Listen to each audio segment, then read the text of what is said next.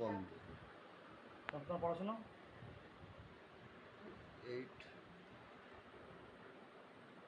7 অবধি গিয়ে আর যাই, 8 দিলে অসুবিধা নেই। সে তোমার সিএ কমপ্লিট করেছো নাকি? সিএ বলতে